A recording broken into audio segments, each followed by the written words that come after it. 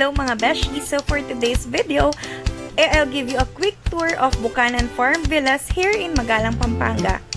So dito pala sa Bukanan Farms ay may dalawang klase ng villas. So yung Mahogany Villa and Pond Villa. Pero in our case, ang Mahogany Villa ang pinili namin. Feel free to pause the screen para mabasa nyo lahat ng details na ibinibigay ko sa inyo. And this is the rates and details at the time of our booking. So, these are subject to change without prior notice, ha? If you have questions, better na mag-inquire na lang kayo sa kanilang Facebook page. So, finally, after ilang years, ay nagkakulay na rin ang drawing ng aming magkakabarkada. Yay! So, good for 20 packs nga pala itong Mahogany Villa. And itong room na to ang pinakamaganda dito kasi meron siyang glass window kung saan tanaw na tanaw mo yung swimming pool. And this is connected na rin sa mismong dining area. So, I guess kaya ito tinawag na Mahogany Villa dahil surrounded ito ng mahogany trees. So, tara, ipapasilip ko naman sa inyo yung ibang rooms. So, meron pang dalawang rooms dito na double deck siya parehas and good for 8 each room. Tapos, meron din siyang sariling CR.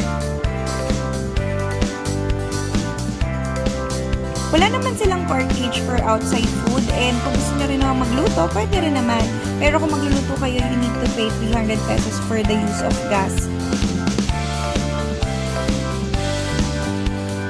Meron nga din pala silang CR dun malapit sa swimming pool. Hindi kalakihan yung swimming pool dito, pero masarap mag-swimming dito even at night kasi hindi ganun kalamig yung tubig. At syempre, sa bawat resort ay hindi mawawala ang videoke.